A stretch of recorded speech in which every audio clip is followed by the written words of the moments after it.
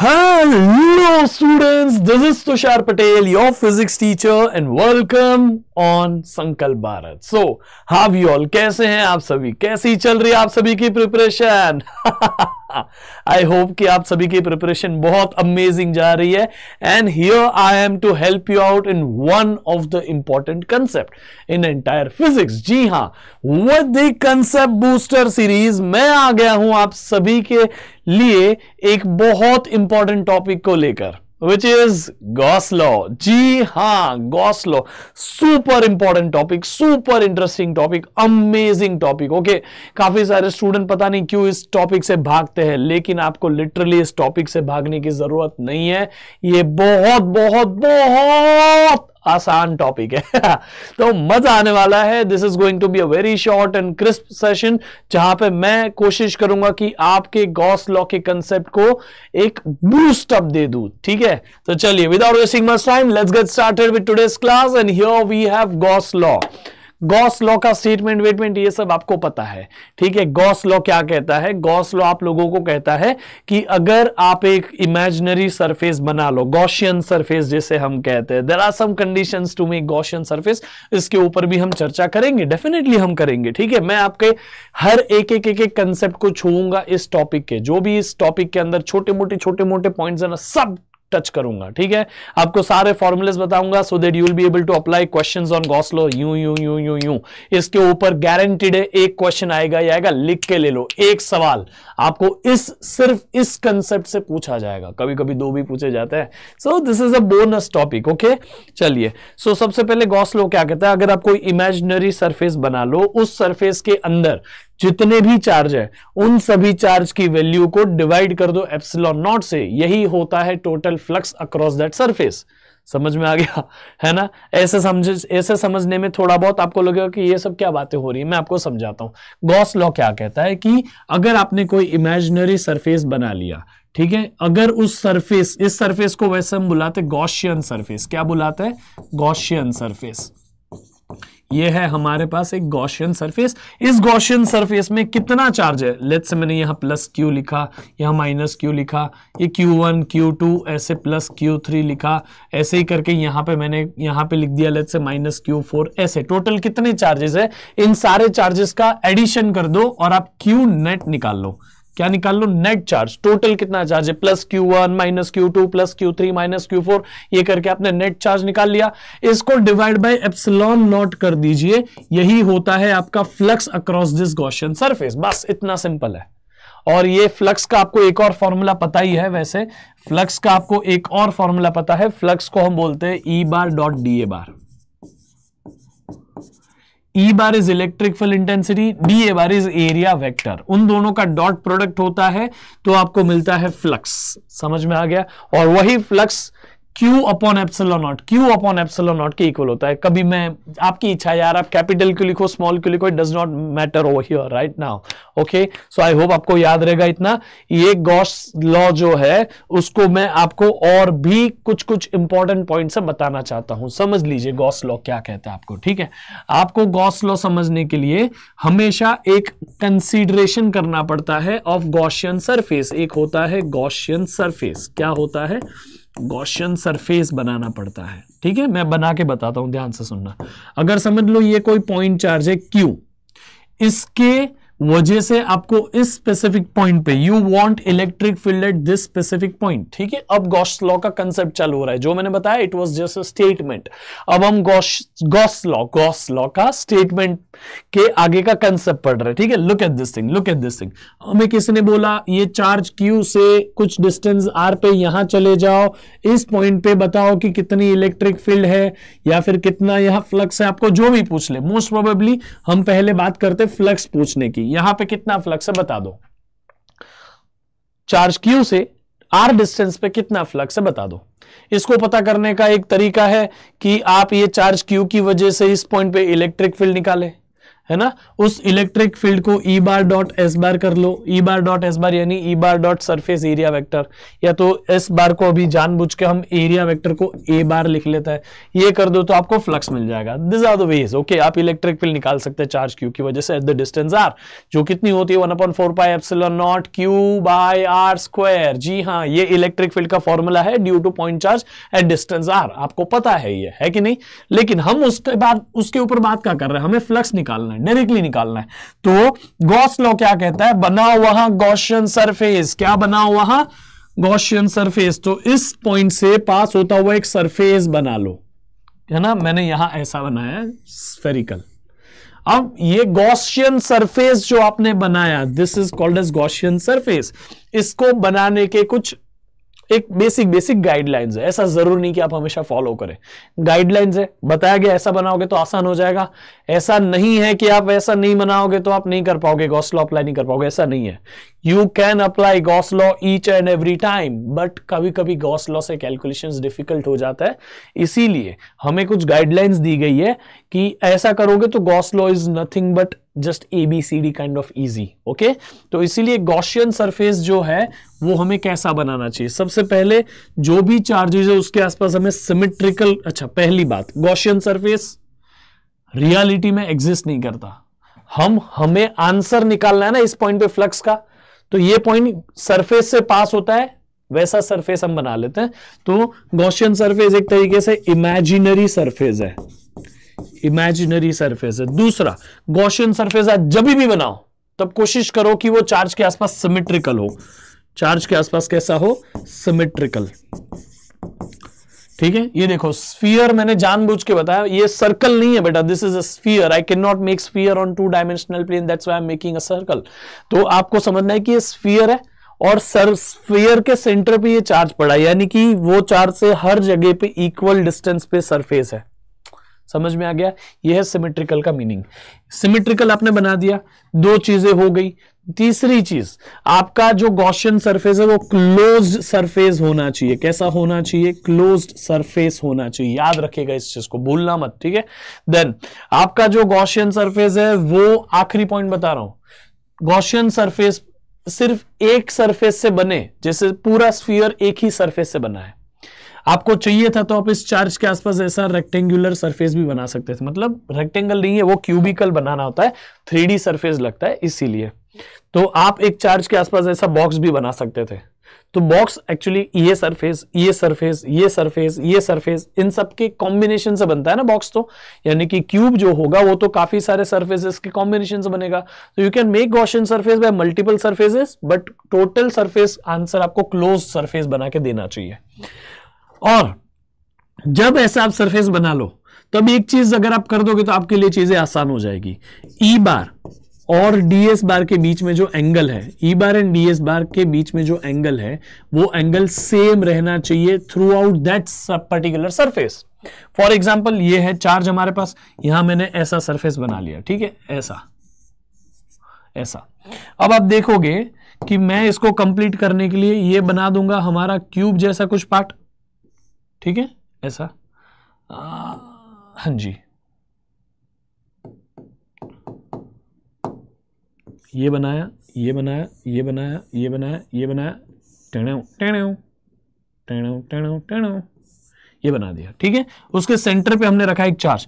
तो यहां पे गॉसियन सरफेस जो है वो ये एक सरफेस से बना है, दूसरा ये सरफेस से बना है, तीसरा ये सरफेस से बना है, चौथा ये सरफेस से बना है, और पांचवा ये। Gaussian surface can be a combination of multiple surfaces but ultimately it should be a close surface. समझ में आ गया? क्लोज है। देन हमें एक चीज का यहां फोकस ये रखना है कि अगर इस सरफेस के ऊपर बात करेंगे तो इस सरफेस पे ये चार्ज अगर पॉजिटिव चार्ज मानूं तो पॉजिटिव चार्ज से इलेक्ट्रिक फील्ड आउटवर्ड होती है, तो ई बार ऐसा। इस सरफेस के हर कोई पॉइंट पे एरिया वेक्टर भी ऐसा ही होगा। तो ये through out this surface E बार और ए बार के बीच में एंगल 0 डिग्री है। इसी तरह आप ये पॉजिटिव चार्ज से आउटवर्ड इलेक्ट्रिक फील्ड बताओगे तो यहां ई बार ऐसे होगा इस सरफेस पे, और through out this surface area vector ऐसा होगा। तो आपने देखा कि एरिया वेक्टर और इलेक्ट्रिक फील्ड वेक्टर के बीच में अभी भी एंगल 0 डिग्री है। मैं ये नहीं कह रहा हूं कि इन दोनों में सेम होना चाहिए, सब में सेम होना चाहिए, मैं ये कह रहा हूं जितना ये पूरा सरफेस है उस पूरे सरफेस में ई और ए के बीच में सेम एंगल बनता रहना चाहिए। अब देखो ये स्फेरिकल बनाया, स्फेरिकल चार्ज की वजह से इलेक्ट्रिक फील्ड आपको पता है ऐसी होती है, सॉरी एक पॉइंट चार्ज की वजह से इलेक्ट्रिक फील्ड आपको पता है कि कुछ ऐसी होती है ना। अब ये इलेक्ट्रिक फील्ड आउटवर्ड होती है, ये भी आपको पता है किसी भी पॉजिटिव पॉइंट चार्ज की वजह से। तो क्यों ना मैं यहां पर एक कोई भी पॉइंट ले लूं, इस पॉइंट पे इलेक्ट्रिक फील्ड तो ऐसे आउटवर्ड है और इस सरफेस का एरिया वेक्टर भी ऐसा है, तो ई बार डॉट ई बार और ए बार के बीच में 0 डिग्री बन रहा है। कोई भी रैंडम पॉइंट ले लो, चलो ये पॉइंट ले लो, यहां पे इसकी वजह से इलेक्ट्रिक फील्ड ऐसे आउटवर्ड है और एरिया वेक्टर भी ऐसा है, तो ई बार भी ऐसा, ए बार भी ऐसा, थीटा अभी भी 0 है। तो ये एक ही सरफेस से बना है, तो through out the surface angle between E bar and A bar is same. समझा? ये through out the surface E बार और ए बार के बीच में एंगल यहां हर जगह सेम होना चाहिए, फिर ये through out the surface same होना चाहिए, ये कंडीशन है। ये बहुत बहुत बहुत क्रिटिकल कंडीशन है, बट आपको इतना अभी, क्योंकि आप जस्ट क्लास 12 में है या आप जस्ट नीट की एग्जाम दे रहे हैं, this is not the highest level of physics, इसीलिए आपको इस पर्टिकुलर क्राइटेरिया को इतना ध्यान में रखने की जरूरत नहीं पड़ती, इसके बिना भी आप आंसर लाते हो, आ जाता है। समझ में आ गया? फिर गॉसियन सरफेस जो है उसका शेप और साइज मैटर नहीं करता, शेप और साइज मैटर नहीं करता, तो याद रखिएगा Gaussian surface can be of any shape.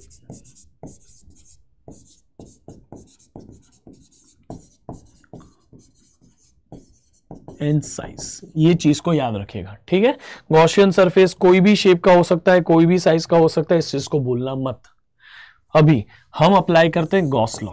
ये है इलेक्ट्रिक फ्लक्स जिसका close loop integration of E bar dot area vector bar is equal to charge enclose, charge inside, या तो charge net charge inside the surface upon epsilon naught. ये है आपका Gauss law का statement. आपको सिर्फ charge inside find करने आना चाहिए। फॉर एग्जांपल, अगर मैं आपको कह रहा हूं एग्जांपल 1, अगर मैं आपको कह रहा हूं यहां प्लस क्यू चार्ज रखा है, तो आपको बोलना है इस पॉइंट पे इलेक्ट्रिक फील्ड कितनी, वहां से एक बना तो गॉसियन सरफेस, और इस गॉसियन सरफेस के अंदर कितने चार्ज है, सिर्फ प्लस क्यू है, तो Q inside is plus Q divided by epsilon not, यही है आपका फ्लक्स। समझ गया? अब आपको मैं बोलूं कि एग्जाम्पल 2 के लिए आपको मैं बोल देता हूं कि यहां पे मैंने एक माइनस क्यू चार्ज रखा है और आपको मैंने बोल दिया कि ये गॉसियन, इस पॉइंट पे इलेक्ट्रिक फील्ड या इस पॉइंट पे फ्लक्स बता दो। फ्लक्स तो हर जगह सेम ही रहता है, बस इलेक्ट्रिक फील्ड फाइंड करने के लिए हम जानबूझ के सब स्पेसिफिक पॉइंट लेते हैं।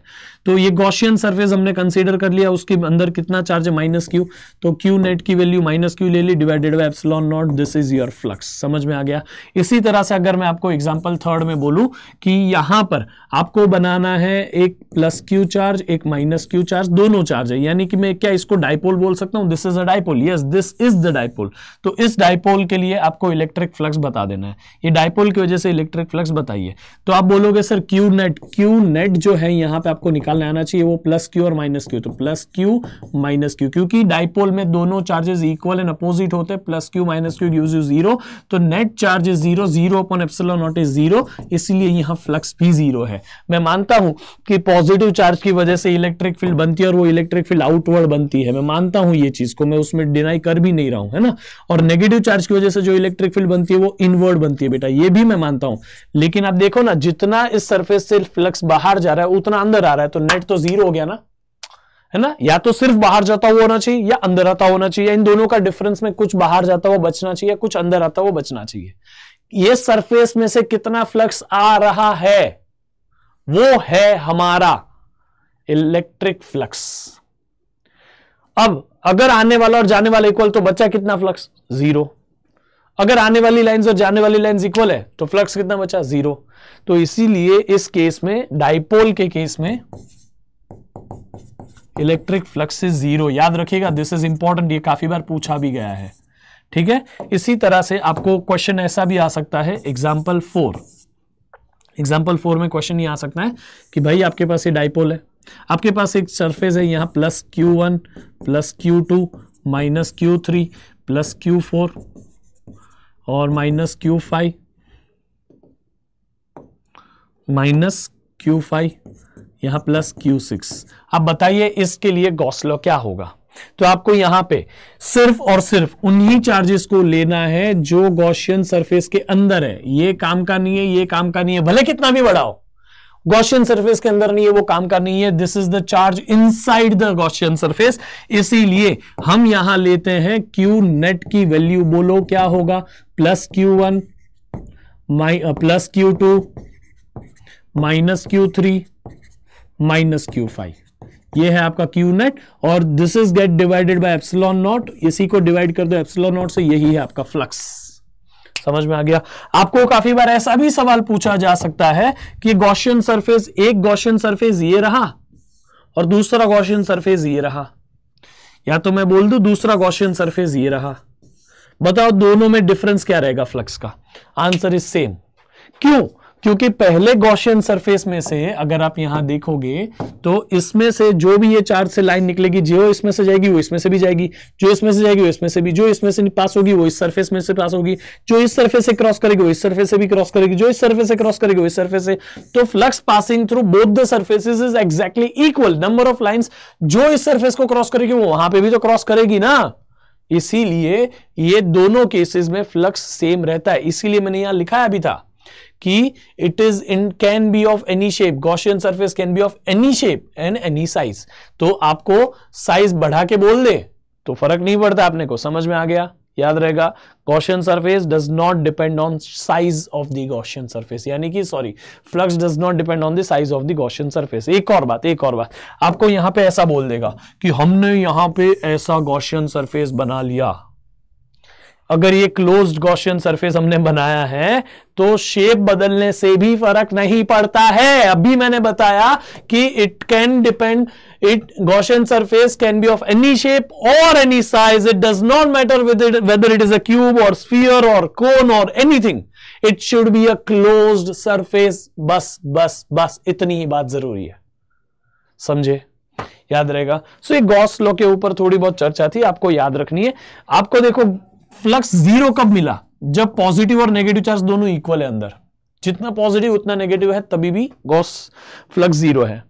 दूसरा, डाइपोल है सिर्फ, तब फ्लक्स जीरो है। तीसरा, फ्लक्स जीरो तब भी हो सकता है जब अंदर कोई चार्ज ही ना हो। आपने गॉसियन सरफेस बनाया, अंदर तो चार्ज ही नहीं है, तो नेट चार्ज अंदर इज जीरो। तो चार्ज नहीं हो तभी भी फ्लक्स जीरो हो सकता है, चार्ज हो लेकिन इक्वल एंड अपोजिट हो तभी भी फ्लक्स जीरो हो सकता है। इसलिए फ्लक्स का जीरो होना यह नहीं बताता है कि वहां चार्ज नहीं है, चार्ज हो भी सकता है। देखो है ना चार्ज, समझे कि नहीं समझे, याद रखना। चलो, तो आई होप आपको ये तो काफी बिल्डअप हो गया। नाउ विल गो अहेड, अब हम बढ़ते हैं आगे। Let's go ahead. अब आपको कुछ स्टैंडर्ड इंपॉर्टेंट फॉर्मूलेज है, उसको याद रखना है। दिस इज वेरी क्रूशियल, इसको आपको रट्टा मारना ही पड़ता है, ठीक है। वैसे इसके डेरिवेशन के साथ भी होता है, but just because we are doing for NEET we can not go for it, okay. Gauss law के फॉर्मूलेज है। सबसे पहला, line charge, infinite line charge. Infinite line charge यानी कोई एक वायर है जो इनफाइनाइटली लॉन्ग है, ठीक है। उस वायर से, उस पूरे वायर को हमने पॉजिटिव चार्ज से भर दिया है और इसका charge density, linear charge density is lambda. तो आपको यहां पर ध्यान से सुनना बेटा, आपने उसमें कितना चार्ज भरा है? Lambda, linear charge density. Lambda का फॉर्मूला भी होता है वैसे, lambda is equal to charge upon length, ठीक है। जरूरत पड़ेगी तो आप सब्स्टिट्यूट कर सकते हो, उसमें कोई प्रॉब्लम नहीं है। अब आपको कोई बोलेगा ये लाइन चार्ज जो आपने बनाया उससे कुछ डिस्टेंस r डिस्टेंस पे चले जाओ, इस पॉइंट पे इलेक्ट्रिक फील्ड कितनी है? तो ये आंसर हम लाते हैं इलेक्ट्रिक फील्ड का गॉस लॉ की मदद से। आप देखो ना, गॉस लॉ में हम फ्लक्स निकाल ले, फ्लक्स की हेल्प से हम ई बार निकाल ले, खत्म बात, हो गया, सिंपल एज दैट। तो ऐसे ही हम ई बार निकालने के लिए हमारे पास में इलेक्ट्रिक फील्ड इंटेंसिटी का फॉर्मूला है F अपॉन ए, F अपॉन चार्ज और ऐसे काफी सारे फॉर्मूलाज है, लेकिन उससे इलेक्ट्रिक फील्ड निकालना क्रिटिकल हो जाता है और उसी चीज को इजी करने के लिए गॉस लॉ है। Gauss law literally makes things easy और उसी को यूज करके हम गॉस लॉ के एप्लीकेशन से ये फॉर्मूलाज निकालते हैं। और इस पॉइंट पे लाइन चार्ज से r डिस्टेंस पर इस पॉइंट पे इलेक्ट्रिक फील्ड का फॉर्मूला क्या है? सबसे पहला फॉर्मूला है linear charge density upon 2 pi epsilon not r। समझ में आ गया? आपको एक बात बताऊं कि क्योंकि ये पॉजिटिव चार्ज है, इस पे हमेशा अवे होगी। पॉजिटिव चार्ज हमेशा अवे वाली इलेक्ट्रिक फील्ड इंटेंसिटी देता है। क्यों? आपको पता नहीं चलता ये तो आप एक काम करिए, एक टेस्ट चार्ज जिसकी वैल्यू पॉजिटिव प्लस क्यू है तो उसको यहां रखिए, ये भी पॉजिटिव ये भी positive, there will be a repulsion. तो जहां फोर्स होती है उसी डायरेक्शन में आप इलेक्ट्रिक फील्ड लेते हैं। तो क्या आपको इलेक्ट्रिक फील्ड का डायरेक्शन समझा? ऐसे अगर आपको यहां एक और वायर बता दूं, बोलूं कि इस पॉइंट बताओ, तो इस वायर की वजह से ऐसी इलेक्ट्रिक फील्ड, अगर यहां पे भी पॉजिटिव चार्ज होगा तो उस वायर की वजह से ऐसी इलेक्ट्रिक फील्ड होगी। फिर आप दोनों को देखो एक दूसरे से अपोजिट, इसलिए ऐड करके आंसर 0 जो भी आता है ऐसा कर सकते हो। This can be a type of question, can be asked in NEET exam. Okay, आपको आई होप कि ये समझा। ऐसा सवाल हमने मैराथन में कराया भी है, जो हम कर रहे हैं ना नीट फिनाले उसमें। एनी विच वेज अब हम आगे बढ़ते हैं। सेकेंड इज आपको ये लीनियर चार्ज वाला तो पता चल गया, आपको रिंग वाला बता देता हूं। रिंग, ठीक है, अगर आपके पास ये रिंग है जिसको आपने प्लस क्यू चार्ज दिया हुआ है पूरे पे, है ना, तो आपने प्लस क्यू चार्ज आपने यहां दे दिया, मैं कैपिटल क्यू ले लेता हूं, क्या ही फर्क पड़ता है, पूरे पे आपने प्लस क्यू चार्ज आपने दे दिया उसको। और इस रिंग से आप बोल रहे हो कि इस रिंग का जो यहां पे रेडियस है वो कैपिटल आर है, और इस रिंग से आप कोई एक्स डिस्टेंस पर ऑन दी एक्सिस ये एक्स डिस्टेंस पर आप बताइए यहां इलेक्ट्रिक फील्ड कितनी होगी। तो यहां इलेक्ट्रिक फील्ड होती है K Q upon root of R square plus X square. ठीक है, याद रखिएगा। जबकि आर और एक्स बहुत एक दूसरे से बड़े बड़े अलग अलग नहीं होने चाहिए, आर और एक्स कंपेरेबल होने चाहिए। If X is very very greater than R तो यहां आर की वैल्यू 0 डाल के आप एक्स स्क्वायर और रूट एक्स बचा दे, यहां पे आंसर ला सकता है। दूसरा, मैं आपको यह कहना चाहता हूं कि अगर आप इस पॉइंट को यहां कर करके यहां लेके आए तो एक्स की वैल्यू तो 0 हो गई, तो सेंटर पे एट सेंटर आपको x की वैल्यू क्या रखनी है? एट सेंटर आपको x की वैल्यू 0 रख देनी है। तो E will be equal to K Q upon ये 0 हो गया, ये रूट ऑफ आर स्क्वायर, और ये आपका आंसर आ जाएगा r सेंटर पे। ठीक है, सही लग रहा है? ऐसा नहीं होता ऐसा नहीं होता है, क्योंकि सेंटर पे electric field is going to be equal to 0। ये चीज में मिस्टेक मत करिएगा। मैंने ये फॉर्मूला दिया है आपको, उसको आप जनरली कहीं पे भी लगा सकते हैं, बस सेंटर के लिए मत लगा लेना। बस सेंटर के लिए हमेशा इलेक्ट्रिक फील्ड 0 होती है। Please do not make this mistake. चलो लेट्स गो अहेड, अब हम बढ़ते हैं आगे। आपको लीनियर हो गया, ये रिंग हो गया, अभी थर्ड है। Third is plane sheet. तो अगर आपके पास कोई एक ही प्लेनार शीट है जो इनफाइनाइटली लार्ज है, यहां से भी ऐसे बड़ी है, नीचे से ऊपर से भी ऐसे बड़ी है, इस शीट से कोई भी डिस्टेंस r पर आपको अगर इलेक्ट्रिक फील्ड पूछ ली जाए, इस शीट से कोई भी डिस्टेंस r पर अगर आपको इलेक्ट्रिक फील्ड पूछ ली जाए, तो आप यहां पे इलेक्ट्रिक फील्ड का फॉर्मूला, वैसे अगर ये पॉजिटिवली चार्ज शीट है तो आप यहां इलेक्ट्रिक फील्ड का डायरेक्शन ऐसे ही दोगे। ठीक है, electric field will be directed this way. वो आपको पता चल चुका है, पॉजिटिव चार्ज की वजह से हमेशा अवे होती है इलेक्ट्रिक फील्ड। नेगेटिव चार्ज होता तो डायरेक्शन बदल देना, उल्टी होती है, बाकी वैल्यूज तो सेम रहती है। तो इस पॉइंट पे इलेक्ट्रिक फील्ड का फॉर्मूला था sigma. Sigma is surface charge density, मतलब चार्ज अपॉन एरिया, और वो होता है डिवाइडेड बाई 2 एप्सिलॉन नॉट। ठीक है, सिग्मा अपॉन 2 एप्सिलॉन नॉट, इसको याद रखिएगा। This is the formula for one sheet, thin sheet. अब चार्ज प्लेन बोल दो, चार्ज शीट बोल दो, एक ही बात है। अगर मैं यहां पे आपको 2 शीट लेता हूं, 2 पैरेलल शीट्स, अगर मैं आपको यहां 2 शीट लेता हूं, ये एक शीट, ये फर्स्ट शीट, इसके ऊपर आपने पॉजिटिव चार्ज दे दिया है, इसके ऊपर आपने नेगेटिव चार्ज दे दिया है। सेम शीट है, एक को पॉजिटिवली चार्ज कर दिया है। अब ये शीट जो है ना बेटा, ऐसे बताऊंगा तो ये दिखेगा ना, इसीलिए मैंने ऐसे बताया, इसको सारे को नेगेटिव चार्ज कर दिया। तो ये ना आप याद रखिए कि this behaves like a capacitor, इसके ऊपर आपने अनलाइक चार्ज दे दिया। So first case is unlike वाला।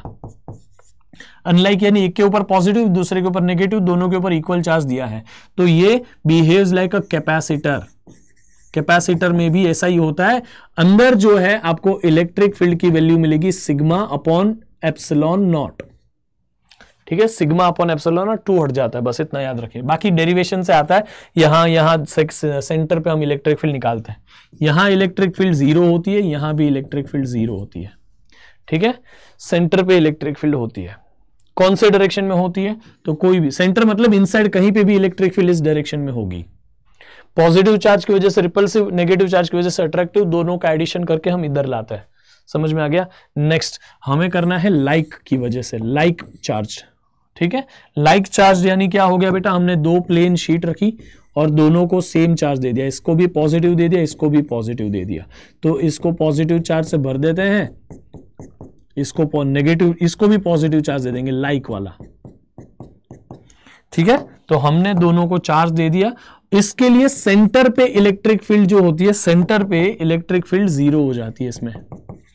और आउटसाइड, आउटसाइड क्या होती है electric field, electric field outside is sigma upon epsilon not. But इधर इलेक्ट्रिक फील्ड ऐसे होती है, तो आप चाहिए तो माइनस साइन के साथ लिख सकते हो, in terms of magnitude it is just like this. तो यहां इस बाजू होगी, क्योंकि ये शीट भी रिपेल करेगी, ये शीट भी रिपेल करेगी, इसलिए यहां पे भी इलेक्ट्रिक फील्ड, ये शीट की वजह से इस पॉइंट पे रिपल्शन होगा, इस शीट की वजह से भी इस बाजू रिपल्शन ही होगा, तो electric field same sigma upon epsilon not, but यहां इलेक्ट्रिक फील्ड ऐसी होगी। ठीक है, आपको चाहिए तो इसको पॉजिटिव, इसको नेगेटिव जरूर ले सकते हैं, इसमें कोई प्रॉब्लम नहीं है। आई होप आपको समझा। ये 3 फॉर्मूलेज है, काफी बार पूछे जाते हैं। अगर आपको कोई मेटालिक प्लेट बोल दे तो अंदर जो होती है शीट, उसमें थिक मेटालिक प्लेट बोल देना, thick metallic plate. Metallic bodies में चार्ज हमेशा सरफेस पे जमा होते हैं, कहां जमा होते हैं, सरफेस पे, इसलिए मेटालिक बॉडी के अंदर जो होती है इलेक्ट्रिक फील्ड 0। आप इसको मेटालिक बॉडी भी बोल सकते हो, thick metallic plate. Thick metallic plate के अंदर इलेक्ट्रिक फील्ड 0, सरफेस पे इतनी होती है, और कैपेसिटर के अंदर इलेक्ट्रिक फील्ड इतनी, आउटवर्ड इतनी होती है 0। और शीट, एक ही शीट के लिए तो आपको बता दी, समझ में आ गया। आई होप आपको समझा। This is easy, right. अब मैं आपको बताता हूं स्फीयर के लिए, शेल के लिए बोलो या फिर स्फीयर के लिए बोलो, it becomes the same thing. तो मैं आपको यहां ना सबसे पहले बताऊंगा, हमने कितने तक कर लिया, 3 तक तो कर लिया, ये चौथा है। तो हम सबसे पहले शेल लेंगे, शेल। ठीक है, शेल में 2 टाइप की शेल हो सकती है, एक हो सकती है अंदर से भरी हुई, एक हो सकती है अंदर से खाली। तो एक होती है आपको सॉलिड, सॉरी शेल में नहीं, सॉलिड स्फीयर अलग से कर लेंगे। एक हो सकती है मेटालिक और एक हो सकती है नॉन मेटालिक। मेटालिक यानी कंडक्टिंग बोल सकते हो आप उसे, नॉन मेटालिक यानी नॉन कंडक्टिंग बोल सकते हो आप उसे। ठीक है, नॉन मेटालिक यानी नॉन कंडक्टिंग। अब आप इसको ध्यान से समझिए, metallic shell, non metallic shell, आपको जो भी बोला जाए, आपको उसके लिए क्या रखना है याद। अगर कोई शेल है, शेल यानी एक होलोस्फीयर, शेल यानी होलोस्फीयर होता है बेटा, हमें मोस्ट प्रोबेबली यही पूछा जाएगा, इसीलिए मैं आपको इसी के लिए बता रहा हूं। उसके अंदर कोई भी पॉइंट पे, यहां सेंटर, ये वो हर जगह पे electric field is 0। Inside everywhere electric field is 0, याद रखिएगा। जबकि शेल का रेडियस में r मान सकता हूं, और इस शेल के आउटसाइड, इस शेल के आउटसाइड कोई भी पॉइंट हो, ये स्मॉल r डिस्टेंस पर कोई भी पॉइंट हो, इस जगह पे इलेक्ट्रिक फील्ड की वैल्यू होती है कि इस शेल के ऊपर हमने लेट्स से पॉजिटिव चार्ज भरा हुआ है, और उस पॉजिटिव चार्ज की वैल्यू +q हमने रखी है, तो उस पॉजिटिव चार्ज की वैल्यू डाल दो वहां पर q अपॉन r²। कितने डिस्टेंस पर हमें चाहिए, स्मॉल r, तो स्मॉल r²। अगर वही स्मॉल r की वैल्यू कम करते करते करते करते सरफेस पे आ जाऊं, तो ऑन दी सरफेस, ये सरफेस वाले पॉइंट पे, on the surface, on the surface, आप जरा ध्यान से सोच के बताइए, स्मॉल r की value will be equal to capital R, small r becomes equal to capital R। So हमारा formula on the surface will be KQ upon capital R²। समझ में आ गया शेल के लिए सारा फॉर्मूला। आई होप आपको समझा, ठीक है। Now will go for the solid sphere, ठीक है। आई होप आप याद रखेंगे इसे। Fifth case is solid sphere. आप चाहिए तो इसको देख लो बेटा, देख लो, लुक एट दिस, ओके। अभी शेल हमने कर लिया, हम सॉलिड स्फीयर के लिए बात करेंगे। सॉलिड स्फीयर, वैसे this is not the part of NCERT anymore, but आपको बस एक्स्ट्रा नॉलेज के लिए बता दे रहा हूं, मोस्टली आपको यही पूछा जाएगा। सॉलिड स्फीयर में हम अभी जो स्पेसिफिक केस कर रहे हैं, देखो सॉलिड स्फीयर में कंडक्टिंग बॉडी भी हो सकती है, नॉन कंडक्टिंग भी हो सकती है, बट मैं आपको कंडक्टिंग के लिए बता रहा हूं, ठीक है, सिर्फ कंडक्टिंग के लिए बता रहा हूं।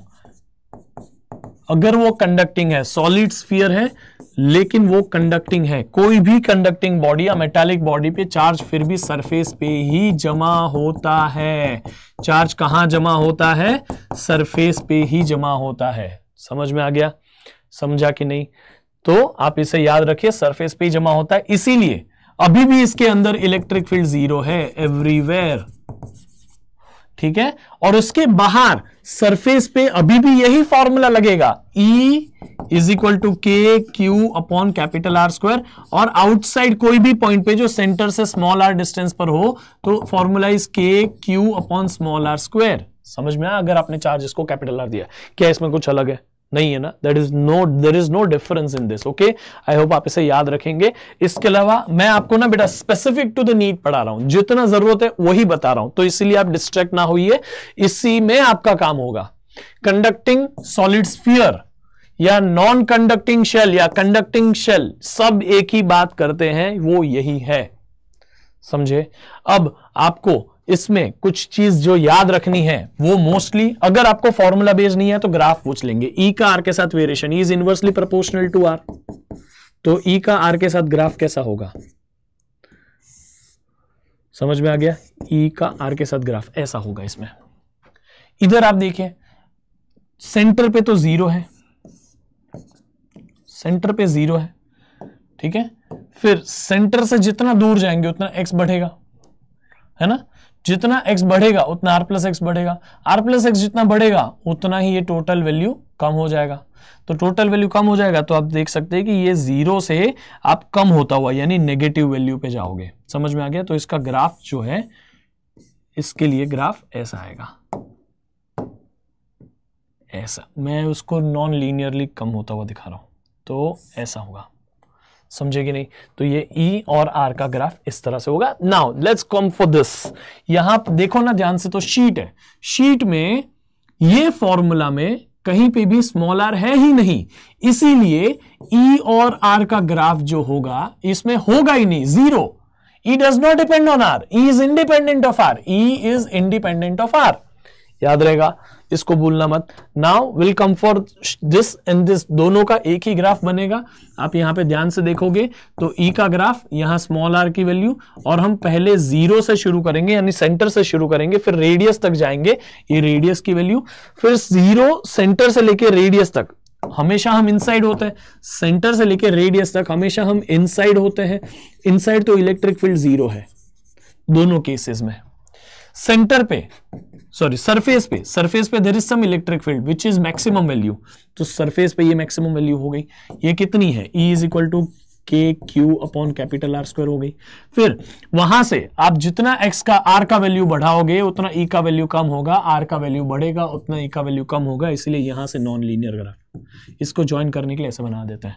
समझ में आ गया? आउटसाइड ऐसा होता है, outside the shell, outside the sphere graph ये होता है। सो ये बहुत इंपॉर्टेंट ग्राफ है, बहुत बार पूछा गया, याद रखिएगा। आपको पोटेंशियल वाला अगर पूछ ले तो पोटेंशियल के लिए सिर्फ ये लाइन बना दीजिएगा, बाकी तो सब सॉर्टेड है। आई होप आपको समझा, ठीक है। समझा कि नहीं समझा? So this are all the types of conducting bodies, non conducting bodies, मैंने सारा कुछ बता दिया है। आई होप आप इसे याद रखेंगे और इसके बेस्ड कुछ क्वेश्चंस भी हम कर लेते हैं। So this was very easy topic, very आसान सा चीज है, आपको इसी के ऊपर काम करना है। E bar dot D S bar is 0 over a surface, तो आप क्या बोल सकते हो? देखो मैंने आपको बोला कि E bar dot D S bar 0 है, यानी कि close loop integral of E bar dot D S bar is 0, यानी कि फ्लक्स इज 0, और ये close loop integral of E bar dot D S bar is Q upon epsilon naught भी होता है। फ्लक्स भी 0 बोल सकता हूं और चार्ज भी 0 बोल सकता हूं। चार्ज जीरो, यानी कि दो केसेस पॉसिबल है, क्या तो चार्ज ही नहीं है या डाइपोल है। डाइपोल में भी तो नेट चार्ज जीरो होता है ना, Q net is zero in that case, charge is there, charge वहां है लेकिन नेट चार्ज जीरो है, तो इन दोनों केसेस में पॉसिबल है। तो इसीलिए हम ये नहीं बोल सकते कि चार्ज ही प्रेजेंट नहीं है। Electric field lines are uniform, ऐसा तो हो, यूनिफॉर्म होता तो क्या ही प्रॉब्लम थी। Number of flux lines entering the surface must be equal to living the surface, yes ये है ना। डाइपोल में वही तो होता है, जितनी लाइन पॉजिटिव चार्ज बाहर फेंकता है उतनी नेगेटिव लाइन अंदर ले लेता है, इसीलिए नेट चार्ज है जीरो, नेट फ्लक्स है जीरो। और the magnitude of electric field on the surface is constant, नहीं इलेक्ट्रिक फील्ड कांस्टेंट तो प्रॉब्लम ही नहीं थी हमें। All the charges must be necessarily inside the surface, okay ये तो कंडीशन ही है ना, ये कंडीशन है सर हमारा गॉसियन सरफेस का, तो वो तो बात है ही नहीं, हमारा यही एक करेक्ट आंसर है। आई होप आपको समझा। Will go for the next question. Spherical conductor, spherical conductor वो सॉलिड हो हॉलो हो, कंडक्टर बोल दिया ना, इसलिए कंडक्टिंग बॉडी के लिए हॉलो सॉलिड में फर्क नहीं पड़ता, मैंने आपको अभी फॉर्मूले से दिखाया। जिसका रेडियस है 10 centimetre, has a charge, charge यहां पे कितना प्लेस किया है 3.2 इंटू 10⁻⁻7 कूलम, डिस्ट्रीब्यूटेड यूनिफॉर्मली, पूरे के ऊपर यूनिफॉर्मली डिस्ट्रीब्यूट किया है, ठीक है। चलो वो तो कोई प्रॉब्लम है ही नहीं। अब हमें क्या बोला है, the magnitude of electric field at 0.15 centimetre. मैं आपको यहां दो क्वेश्चन देता हूं, question 1 electric field at 5 centimetre बताइए, क्वेश्चन 2 जो यहां पे दिया है वही इलेक्ट्रिक फील्ड एट 15 सेंटीमीटर बताइए। तो पहला वाले का आंसर दूसरा वाले का आंसर दोनों बताना है। पहला वाला मैं बताता हूं, आपको ध्यान से सुनना। 5 सेंटीमीटर, रेडियस 10 सेंटीमीटर है, 5 सेंटीमीटर यानी यहां कहीं होगा, ये पॉइंट पे कहीं पे भी इनसाइड शेल आ गए, इनसाइड स्फीयर आ गए, इसीलिए इलेक्ट्रिक फील्ड इज जीरो। लेकिन 15 सेंटीमीटर इज आउटसाइड हो गया ना, आउटसाइड के लिए इलेक्ट्रिक फील्ड का formula is k/r²। Now we just need to substitute the values and you need to do the calculation guys. Come on everyone, k की value 9 into 10⁻⁹। Charge कितना distributed है 3.2 into 10⁻⁻7 divided by small r, small r is the distance 15 centimetre, centimetre can not be used, 15 into 10⁻⁻2 centi का metre हो गया, अभी उसका square. Just do the calculation and get the correct answer. समझ में आ गया? हाँ, मोस्ट प्रोबेबली इसमें से ये दोनों में से कोई एक है, you just need to solve it बेटा, ठीक है। Let's go for the next one. Hollow metal sphere of a radius R uniformly charge, hollow है तो कंडक्टिंग हो नॉन कंडक्टिंग हो we do not care, uniformly charge है। Electric field due to sphere at a distance R, electric field hollow sphere की वजह से कैसी होती है ना, अंदर क्या होती है बेटा, अंदर तो जीरो होती है, फिर डिक्रीज हो जाती है, तो zero from till the capital R, small R की वैल्यू कैपिटल आर से कम है तब तक जीरो है, फिर स्मॉल आर की वैल्यू कैपिटल आर से ज्यादा है तब डिक्रीज हो रही है। समझ में आ गया? यहां small R is less than capital R, यहां small R is greater than capital R, capital R से ज्यादा है स्मॉल आर की वैल्यू, कैपिटल आर से कम है स्मॉल आर की वैल्यू। तो ये है आपका करेक्ट आंसर। आई होप कि आपको गॉस लॉ समझा। इजी है, काफी आसान है, बहुत ही इजी है बेटा, इसके ऊपर हमारा ये लेवल नहीं जाता है, ठीक है। I have seen the PYQs, I have analysed it, और ये है हमारा लेवल ऑफ नीट। तो प्लीज प्लीज प्लीज इसके ऊपर सवाल करिएगा, इसमें से गारंटीड एक क्वेश्चन आएगा ही आएगा और आप मुझे बताओगे, ठीक है। सो इसके ऊपर प्लीज क्वेश्चंस प्रैक्टिस करिएगा और डायरेक्शंस का भी ध्यान रखिएगा। काफी बार आपको एक प्लेट दो प्लेट उसके बीच में बताओ, एक वायर दो वायर उसके बीच में बताओ, ऐसे सवाल भी आते हैं जो मैंने आपको हमारे नीट फिनाले वाले सेशन में कराया है, जहां पे हमने आई थिंक 4th डे का नीट फिनाले था उसमें किए हैं, या 5th डे का जिसमें ये चैप्टर किया था उसमें। So please go through those questions, PYQs इसके ऊपर सॉल्व करो, you will be done with this, ठीक है। I will upload the PDF on Telegram, वहां पे आ जाइए आप अगर नहीं है तो। आई होप कि आपको ये सेशन अच्छा लगा। कैसा लगा ये सेशन जरूर बताइएगा। आप सभी के लिए हम इस सीरीज में और भी सेशंस लाएंगे जहां से आपको ये कंसेप्ट्स बूस्ट अप हो जाए, ठीक है। सो मिलते हैं फिर अगले क्लास में, तब तक के लिए bye, see you and take care.